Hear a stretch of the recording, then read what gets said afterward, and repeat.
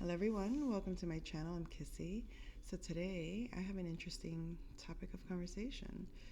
Um, I thought that I was doing away with um, spiritual content in terms of not that I and not that I don't share my information from a spiritual perspective, but that I would no longer be using my cards as much. It's like spirit has put me. I'm kind of debating between remaining with my spiritual content or moving more towards political content. Why political? So let's get into that. And the topic of conversation is this. Yesterday, I decided to go down a rabbit hole of sorts in regards to things that the media tells us we are um, to be concerned with for our own survival, for our own well-being, for humanity's survival even. So when you and granted, we're all familiar with organizations like HARP and CERN, research scientists, and we automatically, because they're huge organizations funded by our government for the most part, when we see that and then we see it on our media outlets in the news, it's easy to take it at face value as truth. And they're the expert, and because they said it, it's, it has to be a reality. And and even when you go on, if you Google information to confirm and look for resources, yep, it's true. It's there. It has to be true. It's not just make believe. They're not just telling us fake stuff for nothing. So I then I was looking into things like um, I was watching Tucker Carlson yesterday, who did an interview with a gentleman. I can't remember his name, but interestingly, he had in the back of his wall two frames of the Gemini symbol, double Gemini. I presume he would be. And because he's done intensive research, because Tucker Carlson's team has told us that they've researched and looked, and you expect, this guy worked at Fox News or wherever he worked. I don't remember. But because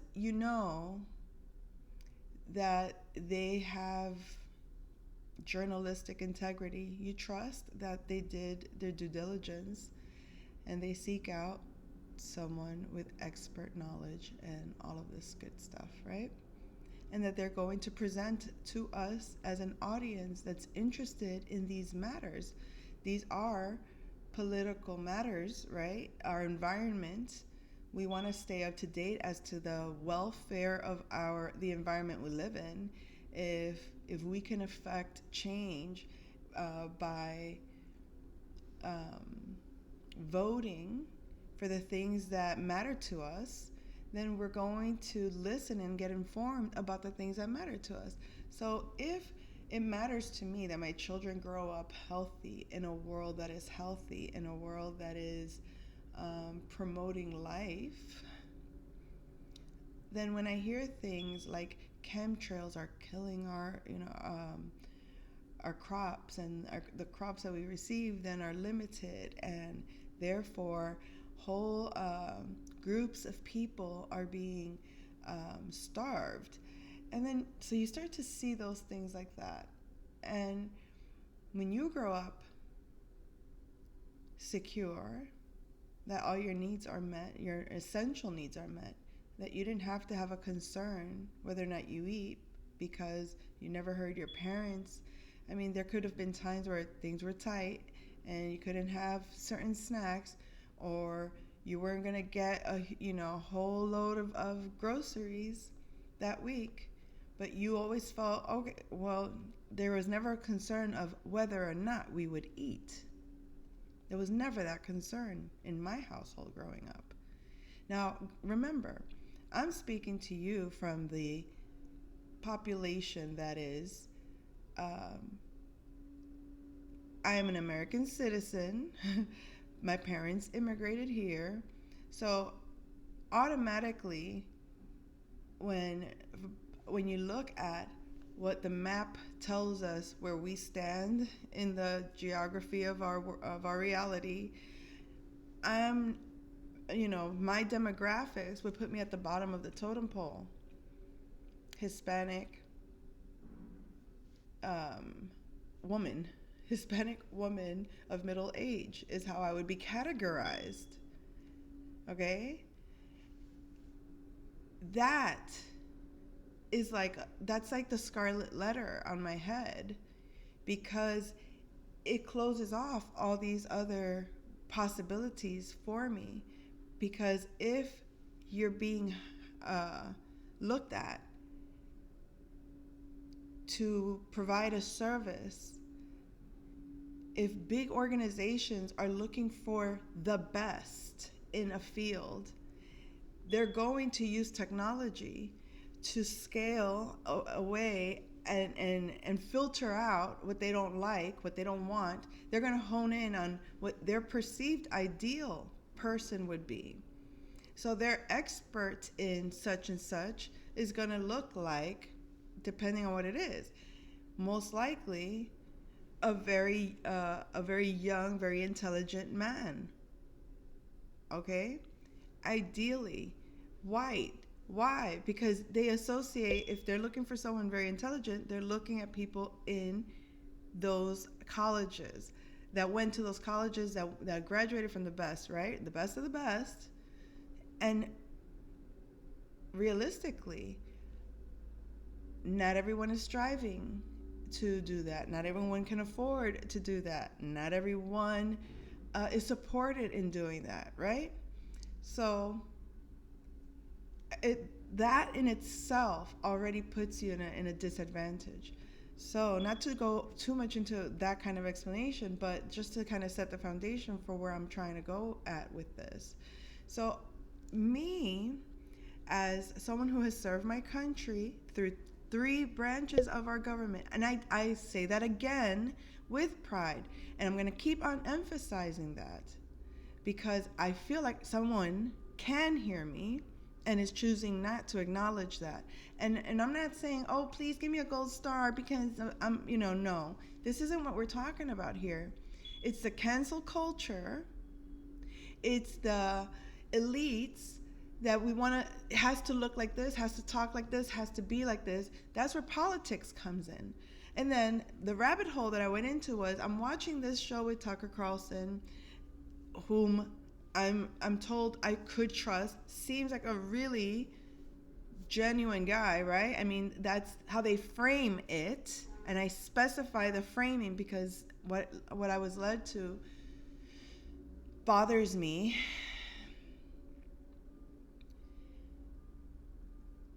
I genuinely have concerns for the well-being of the future of my family. And if I know that I want to get to the truth, I'm going to go to the direct source. So when I have a complaint about something unlawful, if the police, for example, if I have to deal with the police officers and I feel that was an injustice, I'm always going to go the chain of command. Well, then who do I speak to? To the point that I've called Washington, to the point that I've called my local governor, to the point where I've called. So I have, as a citizen, used my rights according to law. I understand law. I worked at immigration services. I worked where I couldn't adjudicate a claim without the law. So I understand how to interpret the law, limited as it may be. I didn't go to school for it, but I went to college enough, I went to business school to know enough that in order to get a business running correctly, like a corporation, you would have to have certain things in place. So I'm not just some psychic reader here going based on my intuition, and oh my God, I'm just some, you know, couch surfer with no life, and I'm just playing in my imagination here. Do you understand? That's what I'm trying to say. It's like, I know what the content of my channel projects is one thing, and how it's received is another. I'm very well aware that there is a consensus in society that frowns upon people that are intuitive, or people that come across as, because their perception is a fortune teller or a psychic or a witch, or, you know, all of these terms. Oh, she's a shaman. Like, yeah, right. Like, because it doesn't fit the mold of their ideal that they're shown on TV of what they believe it's supposed to look like. I'm supposed to be, if I'm wearing crystals, all of a sudden I'm just a crystal wearing person, or versus, because it's a fad at the moment, versus I understand the energies of the crystals, and I've seen the way that it affects my overall energy, because I am in tune with the energy.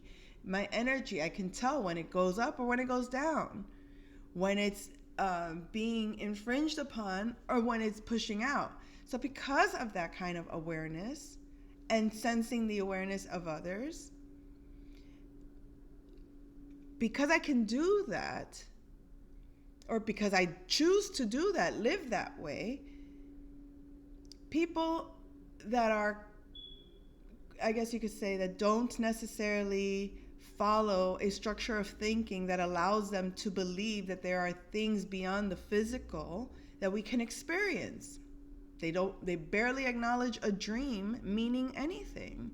Yet our dreams tell us a lot about the subconscious, and it explains to us things about ourselves. And the more we understand ourselves, the more of our potential we meet. The more of our potential we meet, the more in tune we're with the signs, and we follow those gut instincts to be the whole version of who we're meant to be. Not just, oh, you know, I like to write, so I just write, and then neglect everything else in my life as if it means nothing, as if developing those skills or those insight feelings that come out of me to research this, go for that, look at that, learn this, study that, explore that, go deeper into that. My spirit doesn't guide me to do those things just because it's fun for me. Sometimes it's not even fun. Sometimes it's why, you know, it's not even it's like, how to put it? It's, I know I'm going to find things that I don't really want to deal with. I don't really want to fight that fight. I don't really want to have to push on this too much, because it is tiresome. It is draining. It feels like a never-ending battle, right? That you're trying to get justice in ways of fairness in life, because you know that something occurred, and I will get to a bigger meaning of everything. I'm not just bitching here. There is a bigger awareness that when 9/11 occurred, my life went a different direction because of that event. To find out later on the conspiracy, only for the conspiracy to be confirmed, I do this because there's so much to tell. There's so much to tell. Then to for all of that to bring you back into that moment and be like, was my choice hijacked? Was my choice derailed? Was my choice taken over? It could have been by spirit, but which spirit? Spirit for my good, or spirit for my not good?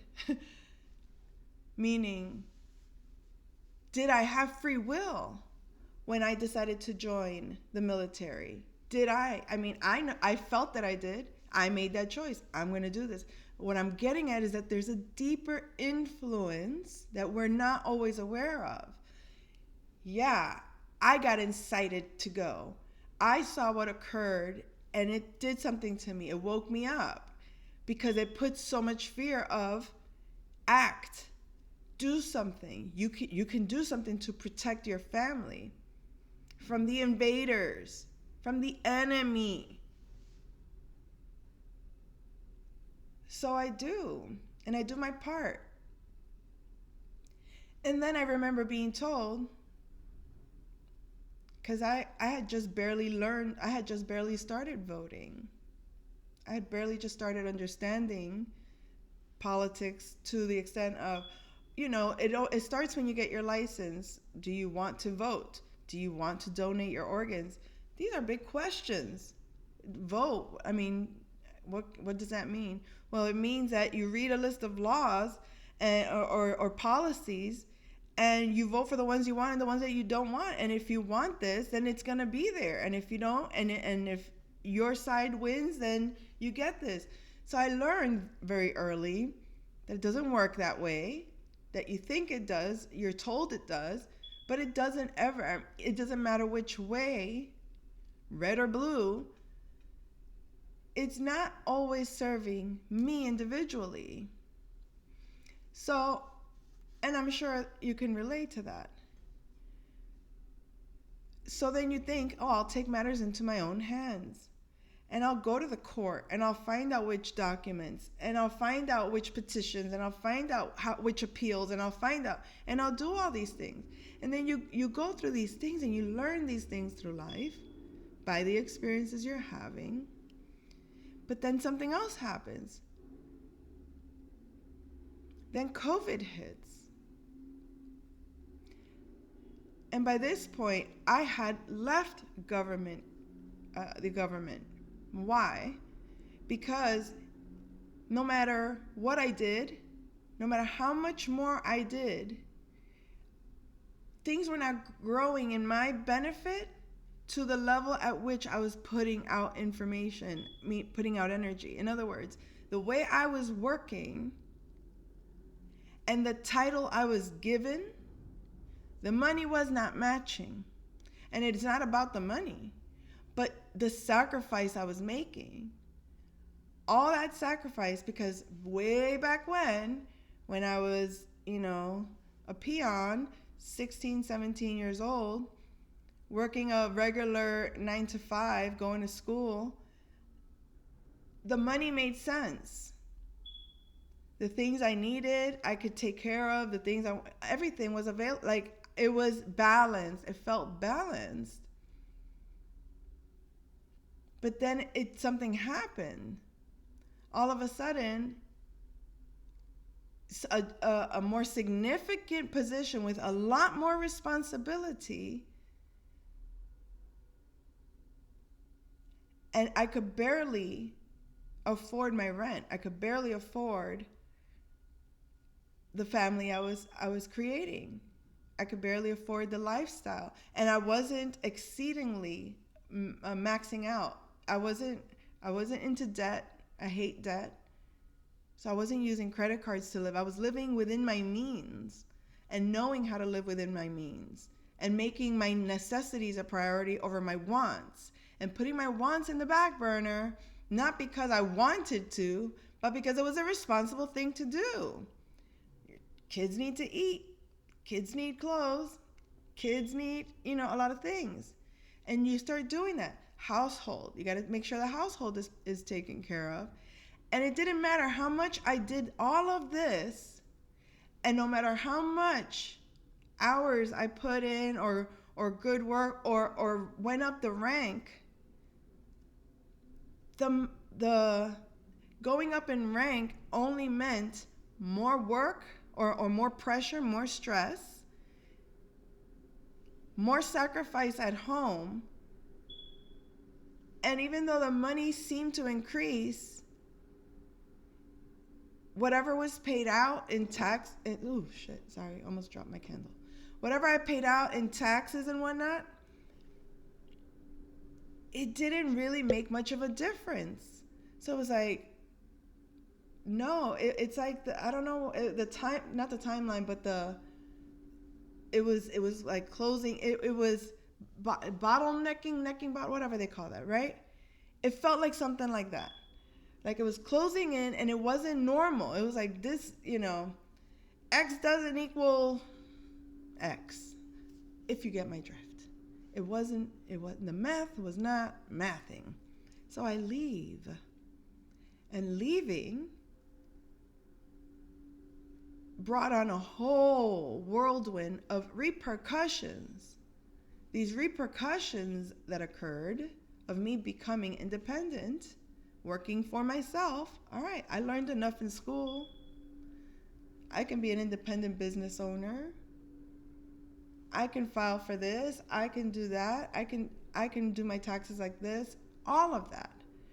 But despite knowing that that meant also a new level of benefits that I'm supposed to be able to attain, the roads were getting closed. And I'm like, this isn't normal. Real estate wasn't quite letting me real estate. Banking weren't quite letting me bank. And it's like, I'm doing things by the book. It didn't make any sense. It didn't make any sense. And so now this leads us to COVID. That was the 9/11 version of the modern day. That it put that same kind of level of reaction and response to do something, to be an advocate, to fight for my rights, to fight for my freedom. But this time, I looked at it with a new perspective, because now I'm like, wait a second. They told us that, and then we found out that. And nothing ever made sense about that. And then before my experience working in that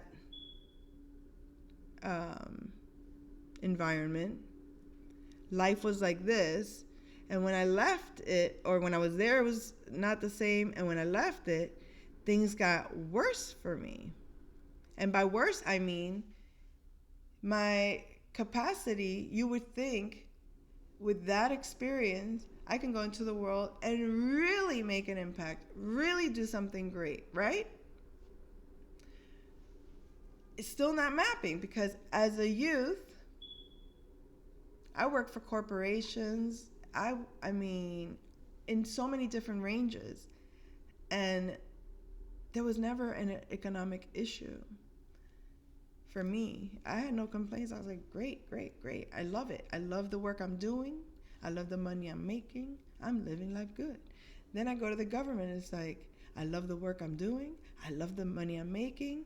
But then something happened. Little by little, I don't like the work I'm doing. The money I'm making ain't even that great. The benefits don't quite match, right? Then COVID happened. I'm going to do it myself. It's a struggle. It's challenging. And I open my eyes yet again to another reality, which is when they say that those opportunities are there for everyone, they don't take into account the gatekeepers that have biases and that will use those biases to their advantage and to your disadvantage if they so choose to. So that they don't prepare you for in real life, okay? They don't tell you that if somebody just doesn't like you based on female, Hispanic age range, that's all it takes for them to not even look at you. And it's like, okay, fine. I'll still go ahead and do it myself. And then there's something called the internet. All right. So if I need to market myself, I can do it here. If I need to share my message and seek support that way, then I'll do that, right? Wow. Well, now the rabbit hole begins, because now I am doing the next step entrepreneur thing, which is technology is the new wave. This is, where our future is headed. You need to become educated in things like that. Cybersecurity. So I trained in cybersecurity. Okay? So I'm actively doing the things that society is saying. These are the trends. This is where we're headed. And I go ahead and I do them. They're supposed to benefit. It's supposed to make my life easier. But no, because gatekeepers. It's like, what the hell happened here? And then you start to notice that there are people online actively, and when I say people, organizations, mobs, internet mobs, call them what you will, companies of people that don't want people like me doing whatever I do. And I'm not saying that to toot my own horn because I'm so cute and special. I'm saying that because it's an actuality that occurred. I'm not making this shit up, but yet I'll see somebody like Nick Fuentes. Is he an actual person, or is that just the algorithm I'm being fed? And now we're going to go into conspiracies. Now I'm the crazy lady talking trash and conspiracies. Candace Owens, Tucker Carlson, anything on the internet that we're supposed to rely on, because that's where society is headed, technology, you're starting to realize, well, when COVID happened, can you even trust your government? Oh, look at all these scandals, and oh, the elites and the Epstein files. And then chemtrails, right? Now they're talking, now this isn't new to me. I was hearing about chemtrails way back when I was in the Navy. But priorities make us say, I can't hear that right now. I can't advocate or fight for something so far away from me right now, because in here, in my personal life, I'm at war. I'm at war with my spouse. I'm at war with my employers. I'm at war with my landlord. I'm at war with corporations. This is me. Just a Hispanic woman from immigrant parents. But does everybody experience it that way? In my assumption, this was life. In my assumption, this is how it is. This is the most normal thing. And then I get tired. And then I'm feeling like I'm actively being targeted, actively being interviewed off the pretense that it's for this little thing over here and it's for that little thing over here, and somebody from the UK over there, all these things. And I'm like, I'm just taking it all in. I'm just watching. I'm noticing. I'm putting out a message. I know I triggered somebody because my first rant was about the government. Maybe, just maybe, I didn't see the bigger picture at the time that there is such a thing as organizations that do target individuals to recruit, to shut down if you become some kind of uprising. Oh, don't incite these groups, because you don't realize the fear that the powers that be have, that the people will rise and realize the injustice and unfairness of things. Perfect movie to illustrate this is the movie that just came out, Good Fortune, with Keanu Reeves, Seth Rogen, and I forgot the other guy's name. But that movie shows you that is exactly what they fear would happen. And me just living life, I don't realize that me and my political wars, and I say that not because I'm a politician or trying to be in any way, but what is politics if not being the voice of change? So it made perfect sense when online, people are trying to figure out my opinions. People are trying to get me to choose a side. People are trying to bring out these conversations out of me so that I can choose a side because they can't stand that I don't give a shit about Republican or Democrat. Because to me, they're one and the same. And to me, voting doesn't matter. And to me, my experience has been, it doesn't matter what I vote for, because if it's going to be good for these people or those people, and I might benefit here and I might benefit there, but where it matters to me personally, the effective change that I would want to see, those matters don't really change. And whatever, I'm not here for that. I'm not here for that like that. But now goes into the rabbit hole that I went into yesterday, watching Tucker talking about, oh yeah, these, science has said that, these things aren't happening, but we have proof that these things are happening and that they are doing these things, and we need to, that our air isn't clean, it's affecting our rains, and there's proof that they did these same types of things in other countries where they would create these droughts and the whole people would die out.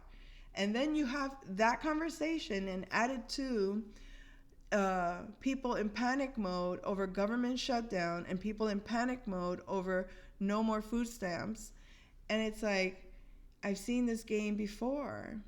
I've been in this world long enough to know these are the things that they do to get you to react, because they want your reaction, but they want your reaction to their benefit.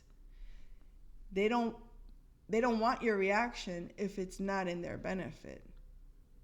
So if I am a reactor, I am the nuclear war bitch, because that's exactly what they're talking about when they're talking about nuclear war. They're not talking about fucking missiles. They're talking about the motherfucking thought that you can shoot out through your fucking pissed off attitude that will destroy a whole concept and will destroy an entire policy based on the influence that it has, the power of the influence of the truth being set to the right person at the right place at the right time, or the right people.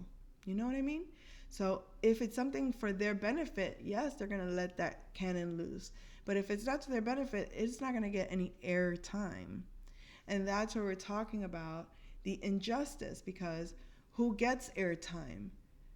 So Kanye is the only black voice to the community that matters, or Kim Kardashian is a representative for all women, or Candace Owens is a representative for all women. So when they say these are the people that are going to speak for you, these are the people that we're going to put in your face to say their voices are the ones that are going to be heard. Their voices are the ones that we're going to prop up or pull down. And for you to just watch, not participate. You go sit your ass down over there. You're a child. When they talk about the children being murdered, yeah, they're talking about you as a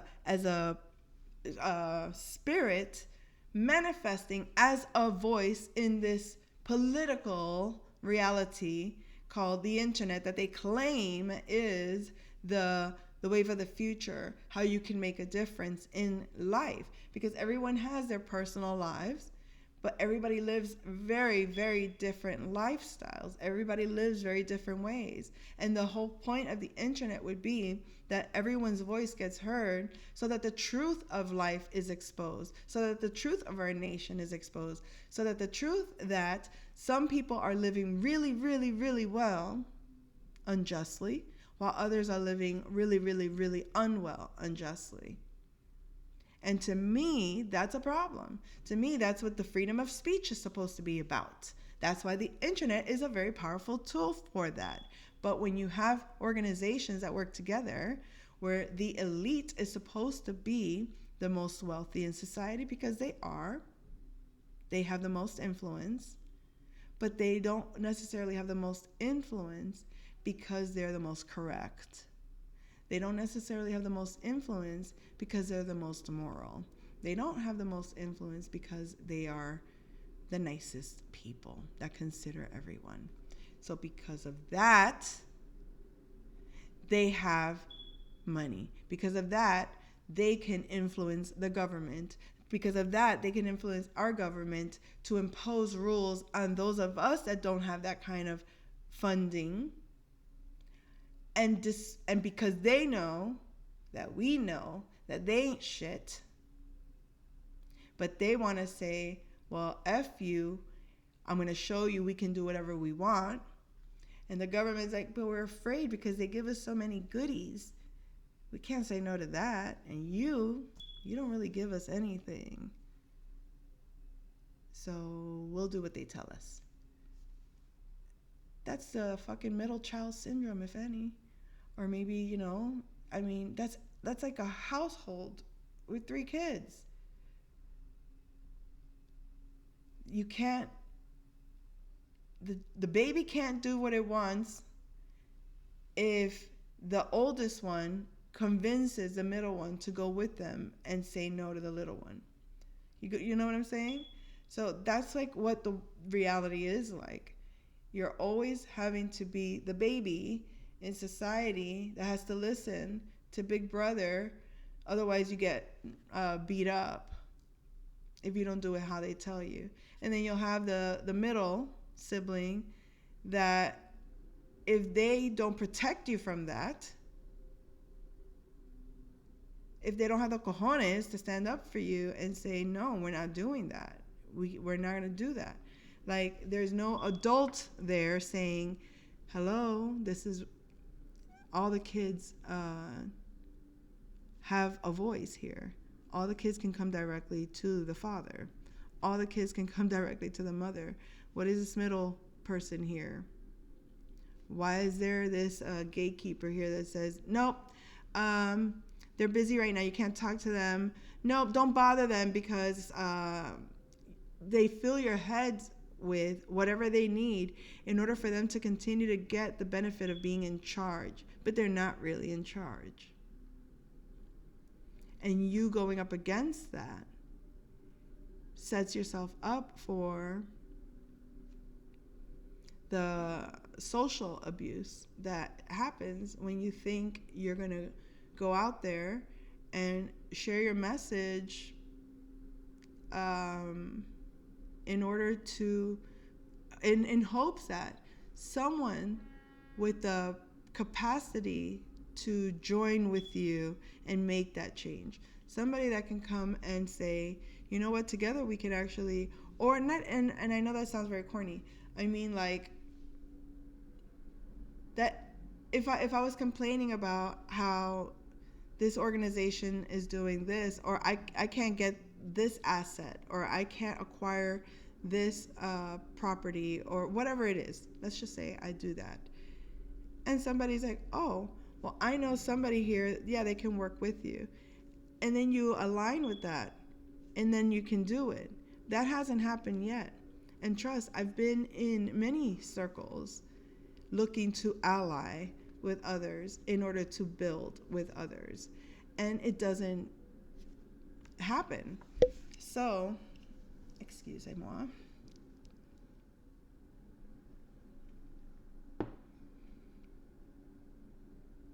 It's not that I don't have the skills, it's that the resources are challenging to get to. And sometimes it feels like that's on purpose. Like you're sent on a wild goose chase, knowing full well that those opportunities aren't going to be made available to you anyway. Because sometimes I remember asking, if I have cash on hand to buy this house, what's the problem? Oh no, the bank needs to see this, and the bank that, and the bank the other, and it's like that just doesn't make sense. If I have this lighter and you want it, and you say, how much can I give you for this lighter? And I tell you, you give it to me and I give it to you. Or I say, it's not for sale. But if it says for sale and you come to me and say, how much? And then I start telling you, well, it's this much. All right, here you go. No, well, the banking and that, they have to approve you first. They have to check. Do I even want to sell it, or am I pretending to want to sell it to you? Why would I put for sale? Or is it that it's for sale but not to you? Or is it that it's available but not to you? And that's what all of that's about. So, now, the serious part of my conversation, all of that to say this. All of that, damn it, all of that. Just to say this. And maybe it's going to be more than just. So I was listening to Tucker Carlson interview that man about chemtrails. So I decided to go to AI and ask AI, is humanity in imminent danger? Are chemtrails really harming our environment? I asked several different major things. Okay? Is HAARP really hurting humanity? All those things. Or the people. And then it states, no, basically. There's no imminent danger. Nothing is wrong with the world. Nothing is wrong with the world. To keep it concise. Nothing is wrong with the world. Everything's fine. All these things are legitimate. They're for good reasons, and our environment, there is no danger. Then I show the video of Tucker and the gentleman. And it says they're discussing all these topics, which had to do with the things I was bringing up. And then it goes to say, when I ask, how true are these statements? Well, they haven't been confirmed. It's just conspiracy theory. And then I said, well, who's to say it's conspiracy? Who's the authority that's saying it's conspiracy theory? And it basically went down this rabbit hole where I get to the point where he's like, well, now you're understanding my language model, whatever, processing. The information I receive is from, did it say Google? Specifically Google? I think it said specifically Google. And then I'm like, so if you're receiving the information specifically from Google, is it possible that the information you're receiving from Google is flooded with information that is false, and therefore the information you're giving me isn't actually factual? Well, now you're coming to the point, like it's affirming, it's giving me thumbs up, like, yeah, keep going, you're doing good, you're doing great. You're getting to that source, bitch. And I'm like, yes, I'm winning. And then I get to what is the most direct source about this. And they show me the sources, but even those were not necessarily reliable or provable documents. You know what I mean? Still. And then I'm like, so what happens when that happens, kind of thing? And I have to let it read it to you. This is kind of like, okay, before I show you this, I got down to, who is Charlie Kirk? Well, Charlie Kirk is such and such from TPUSA, blah, blah, blah. Is, not was, is, meaning nothing about his death. Then why was Candace Owens talking about his death? Why is there debates about his death? Then it starts going into this whole thing about conspiracies and about framing. No, it didn't say conspiracies. It talked about framing. Well, this is uh, when they talk about his assassination, what they're really talking about is the dispute between. So it's like, oh, so it's about how they're framing it. And then it got into Tucker Carlson. And then it's like, oh, okay. So the conversation on the surface isn't the real conversation. So now we know that this is going on, that people are creating fake scenarios. But this is where it gets really effed up. It confirmed it, right? And I got tired of digging and digging because it left me with this feeling like, wow. So, mind you, I did have my suspicions off the bat. I even felt weird saying my condolences, but I would feel weird if it was true and I didn't say my condolences when I mentioned, that something about his story. Because the, human part of me, if that really occurred, that's horrible. But something about it, did it even really happen? Or is this just propaganda stuff, political stuff to get us to choose Democrat or Republican? Then it comes to, it's not even about choosing Democrat or Republican. It's about who, when they say Democrat, they're really talking about the citizens. When they say Republican, they're talking about the elites. And that's with that, at that level, you're like, oh, so it's an indirect conversation about us as a people. Us, the ones that don't carry the elite sticker on our forehead, right? According to them, according to the elite that can buy the sticker for their forehead. Basically, it's like, I'm special because I can buy and say that I'm special. You might be special, but because you can't afford to say it, nobody can know. And not to say that I'm special. I'm not talking about me. I'm talking about how they treat people that don't have the same backing that they have.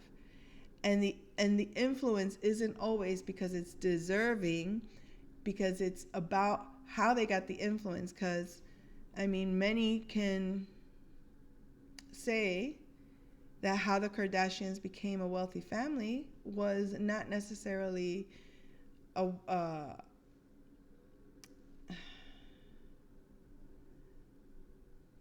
something with the, homegrown values, or you know what I mean, like good old values, good old Christian values.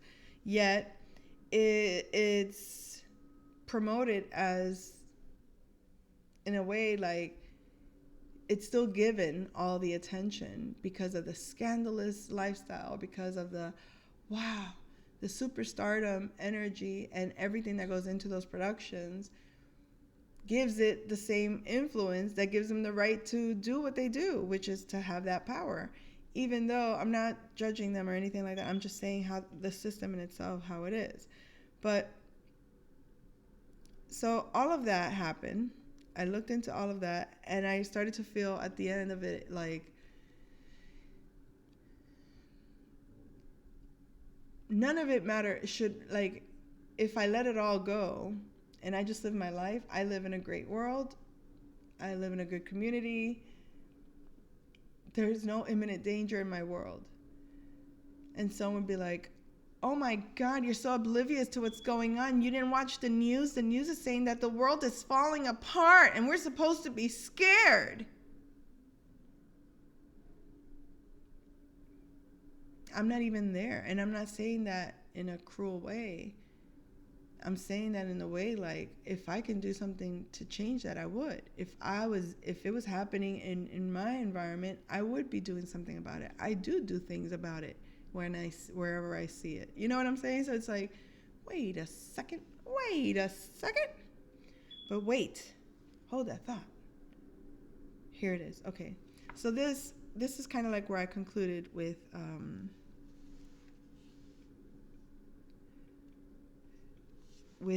AI on the matter, considering today's pervasive issues, including wealth inequality, the influence of money in politics, and the climate crisis, a potentially highly successful movement would focus on structural information and civic power reform. This movement would aim to decouple political authority from economic elite influence by focusing on the foundational elements of modern power: information access, democratic machinery, and localized economic resilience. The proposed movement is the Sovereign Citizen Initiative. The goal of this initiative is to make the political system radically transparent and the economic system radically localized, forcing the government to respond to informed public consensus rather than financial lobbying. Transparency and information control.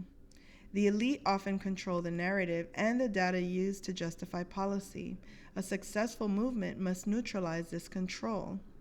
Mandatory legislative trail, the lobbying log, demands federal and state laws requiring a real-time public log of every meeting, email, and proposed amendment between lobbyists and legislative staff concerning any bill.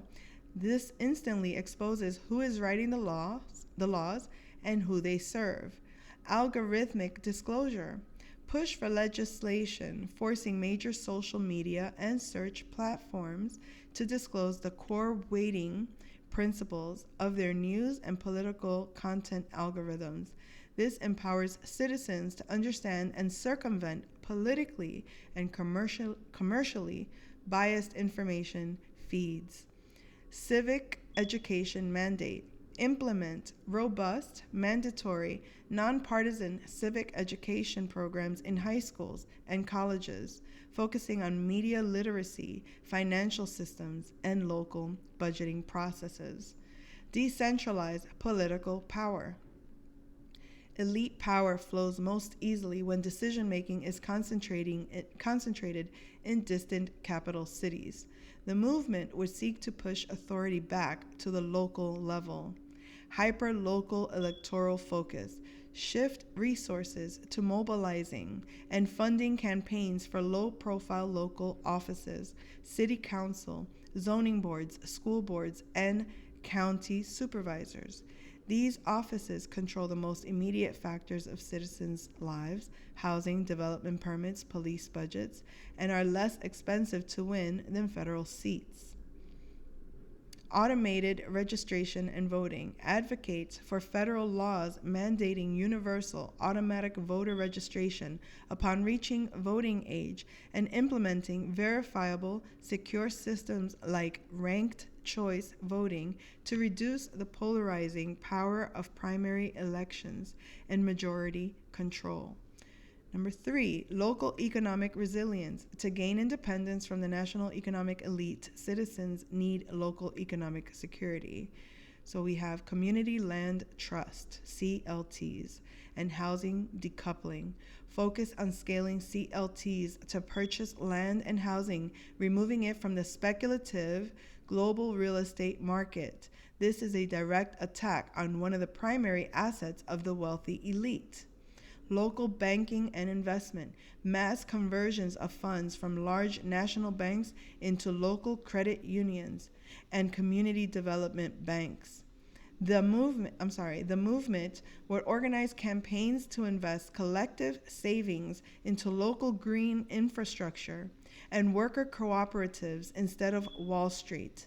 This approach, blending transparency, information, democracy, political access, and resilience, economic autonomy, creates a robust, multi-front challenge to the current power structure, making it difficult for the elite to counter effectively.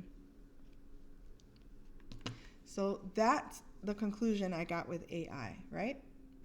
Now, 30 minutes later, now I hope if you hear this and you're interested in, meaning to make actual change in your life or in your community, that would be the recommended way to do it. I'm not telling anybody to do anything. I'm just saying that's what it said, based on the questions that led to that ultimate conclusion. Anywho.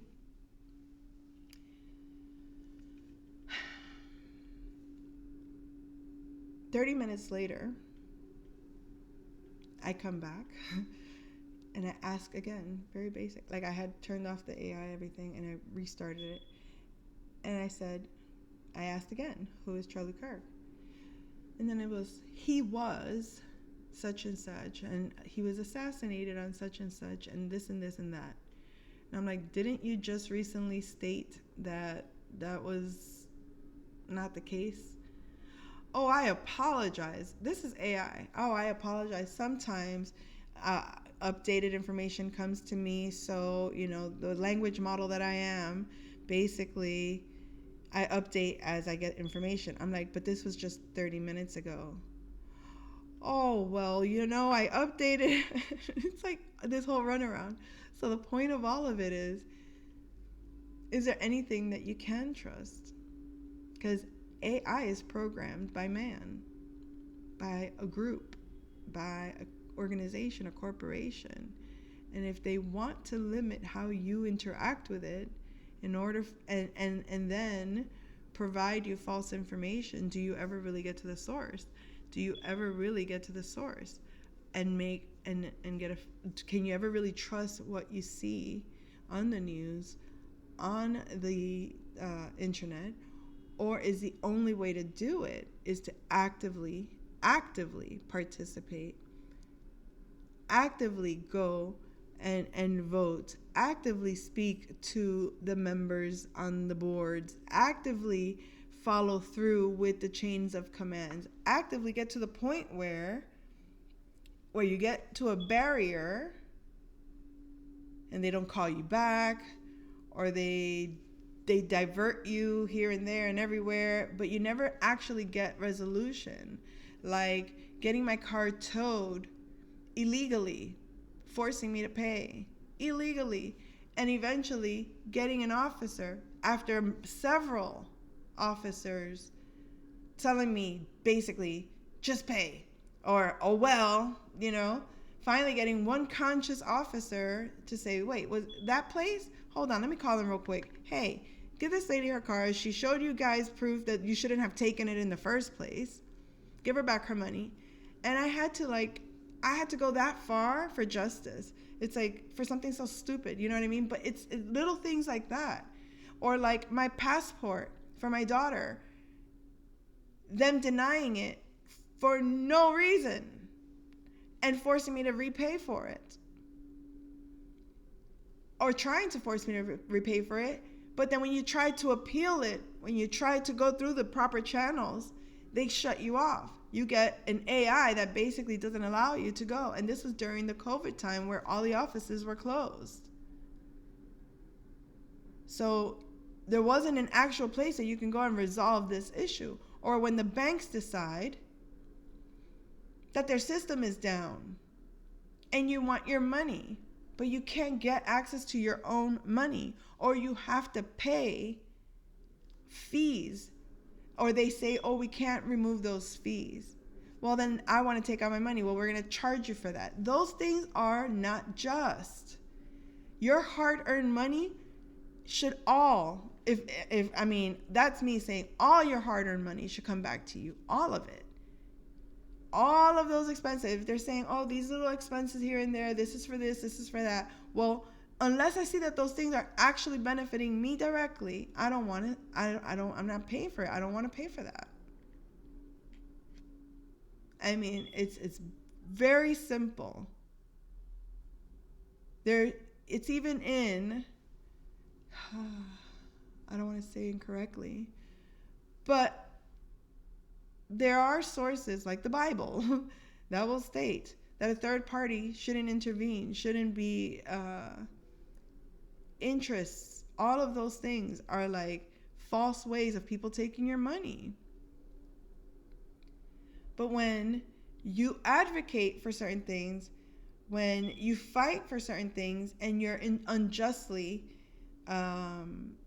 let go, or you're unjustly forced to resign, or you're forced to accept benefits that keep you in a status that it's not for you to be in, but they tell you, it's like when they do that, then what are they talking about when they're talking about genocide if that's not what they're talking about?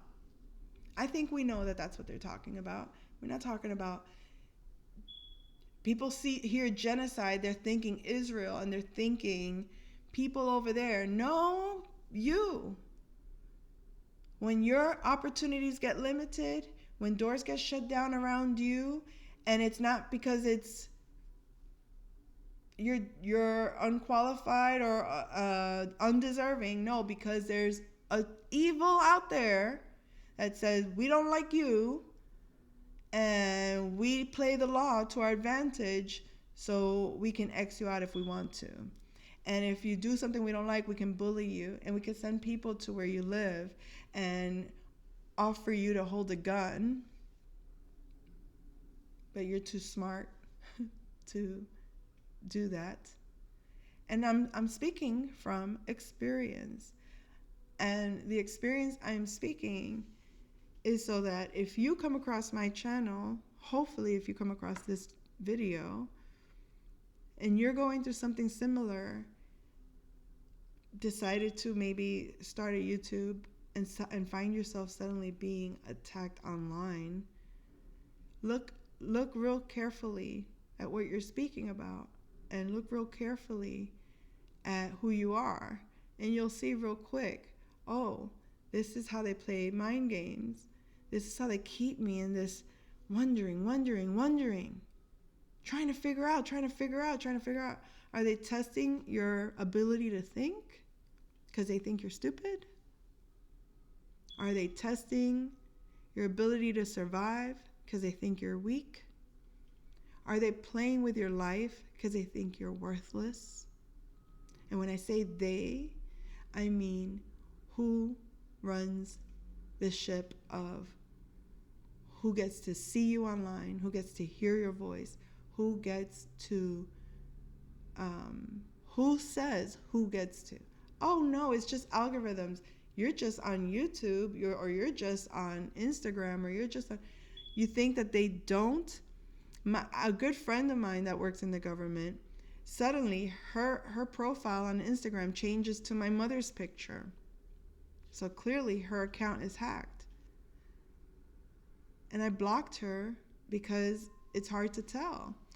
I had a cousin reach out to me on Instagram and says, reach out to me, contact me. I call him through Cash App. And I'm like, and we're having formalities like, hey, how's everything, whatever. And I'm like, the message on the Instagram sounded like really urgent.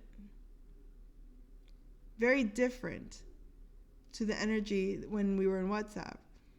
So I asked him,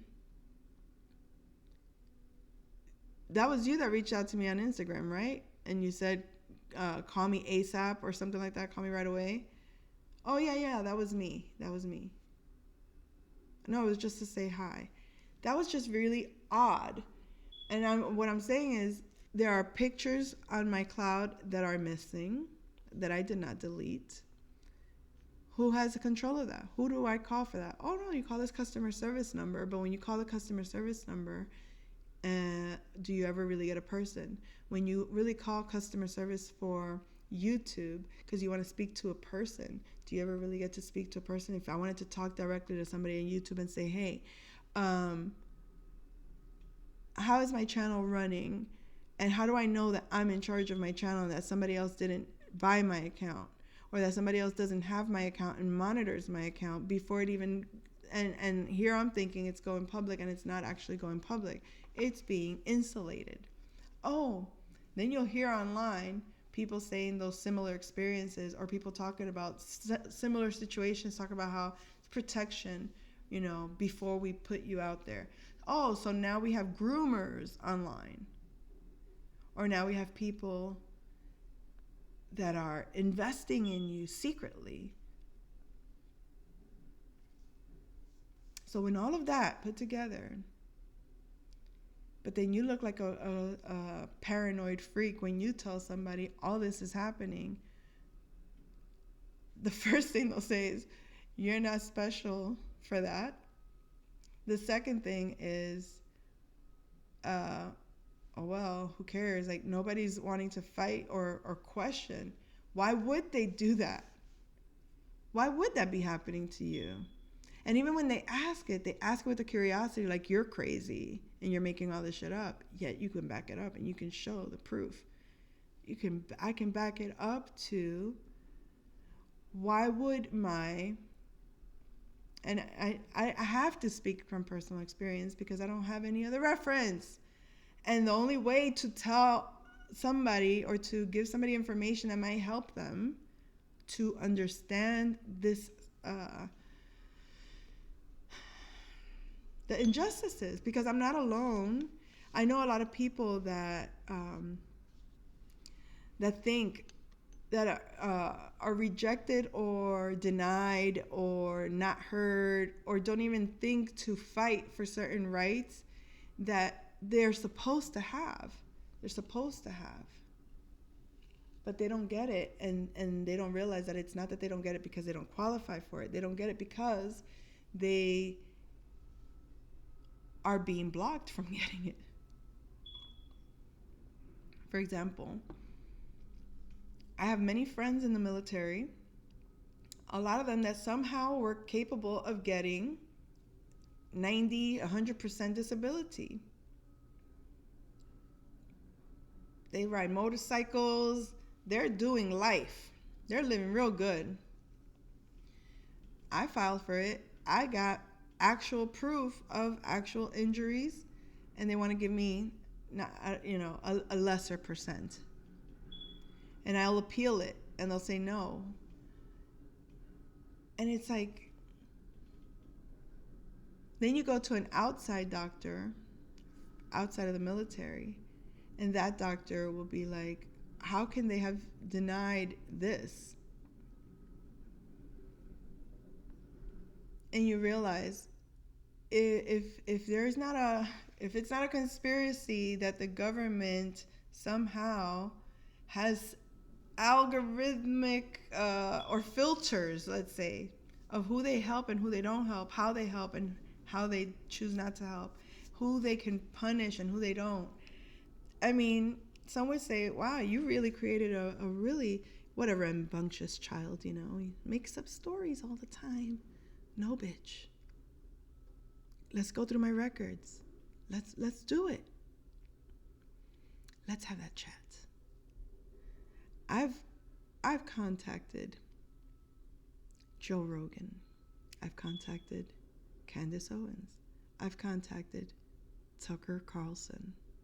I've contacted several YouTubers that interview people on certain matters to talk about those matters from my experience. Provable experience, logical, documentable. But somehow, some way, my voice just doesn't get heard out there. And I'm wondering, I'm a really loud person. So what's the problem? If that's not some type of sabotage, then you explain it. And then if all I'm forced to do is to actually confront the people, but then when you go to confront them, their doors are closed and they're hiding out.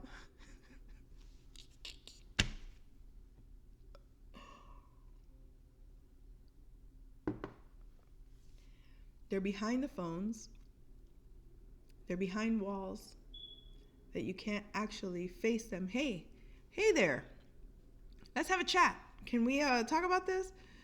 And even if you get somebody that you can talk to, oh, I don't know. That's not my department. Well, then can you get me to somebody that does know? Who's the other person? And there's always someone that you get to, and there's always that cap where you get to that person that says, well, ma'am, that's just the way it is. You're going to have to call this number and file for this thing. But then you call that number and there's nobody there. They're asking you to file for this thing that has nothing to do with that thing that you're talking about. It's like, this is our rule and we can't help you. No, you don't want to. It's not that you can't. It's that you don't want to, because the rule was put there 50 years ago. And it's just the way we do it, but nobody's ever challenged it. But I'm here now, bitch. I challenge it. So that's my message. I don't know if I'm going to do a reading. I have not been inspired to do a reading, to be quite honest. I have been inspired to just live and be and do. And that's that. And this was one of those things that I decided to dive into. I'll come back soon. Take care.